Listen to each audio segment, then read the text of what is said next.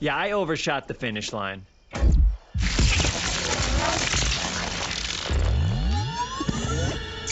Welcome back to another video discussing the events of Sonic 3. The latest film saw Team Sonic as they faced down their strongest enemy yet. The fan favorite Shadow the Hedgehog made his debut in this film, and he took the audience by storm. When watching the film in theaters, I couldn't help being drawn in by the packed theater with many fans wearing Shadow merchandise head to toe. It was clear that many fans were eager to see their favorite character brought to life on the big screen. Their excitement was contagious, and it made me wonder about other characters who could have appeared in the film. As these stories are loosely based on the original video games, I will use today's video to determine some of Sonic's allies who could have debuted alongside Shadow. While some of these characters were hinted to appear in the next film, had the story gone differently, they could have impacted the way Sonic 3 played out on the big screen. That's a neat trick. Number 1. Amy Rose. The writers of the Sonic films have wanted to introduce Amy to the franchise for some time, but allowing her a role in Sonic 3 would require her character to share screen time with the recently introduced Shadow, whose character plays a prominent role in the overall narrative. There wouldn't have been enough screen time to do each fan favorite justice, so it makes sense that Amy's character was pushed back for a later debut. Now that the bulk of Shadow's story and arc has resolved, the franchise is capable of introducing new characters in Sonic 4. The end of the last film promised that Amy would finally appear in the next film as she makes her first voiceless appearance in the mid-credit scene.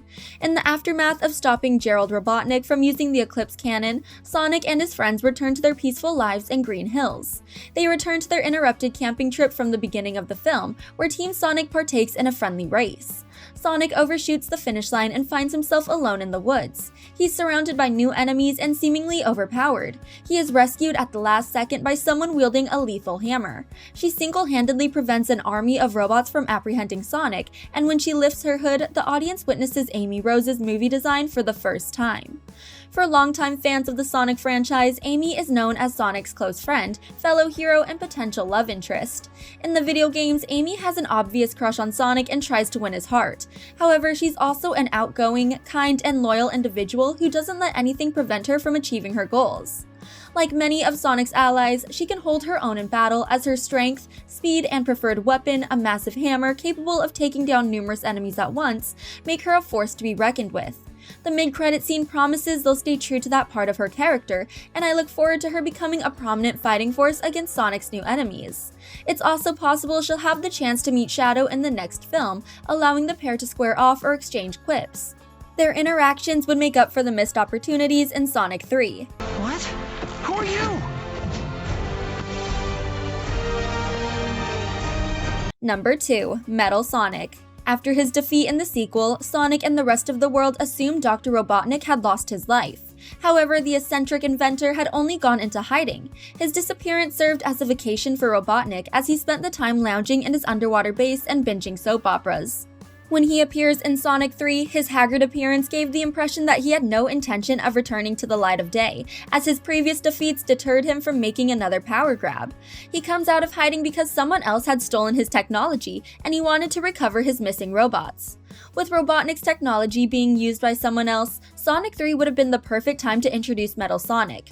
Robotnik considers Metal Sonic his magnum opus, as he's an ever-evolving robot created with the purpose of defeating Sonic. In the games, Metal Sonic can do anything the real Sonic can, matching him in sheer strength and speed. It would have been interesting if Gerald had taken his grandson's half-finished project and turned him into a deadly weapon. In this context, the ruthless and cruel robot could have become as dangerous as the Eclipse cannon, capable of harming hundreds of innocent people. The film doesn't include Metal Sonic and Robotnik's stolen inventions, but he does appear in the mid-credit scene. The new threat Amy saves Sonic from is Metal Sonic himself, along with an army of identical robots. Regardless of who released Metal Sonic on the world, his objective remains the same as his former iterations. The army surrounds Sonic, preventing his escape, and if not for Amy's help, they may have succeeded in his capture. With Shadow and Robotnik's fates left up in the air, it seems that Metal Sonic will be the franchise's next major antagonist. Pro tip, if you're gonna take a shot at the fastest creature in the universe... Number 3. Rouge the Bat. Another fan favorite who didn't appear in the film is Rouge the Bat. A mercenary for hire, Rouge could have been the perfect addition to Gunn's ranks, with the government organization hiring her to orchestrate Shadow's capture. Rouge has numerous skills that make her the perfect secret agent, even though she operates for personal gain. For the right incentive, like the Master Emerald, she would have dedicated herself to finding and capturing Shadow. With their goals aligned, she could have joined forces with Team Sonic, especially if they could give her access to unlimited power. Their alliance may have fractured once Sonic took the Master Emerald for himself. She could have easily betrayed them for personal gain after saving the world from being destroyed. Like the morally gray Robotnik, she would recognize that Earth's destruction would serve no one, herself included. In the original Sonic 2 adventure, the game where Rouge makes her debut, her character is playable in a treasure hunting mode.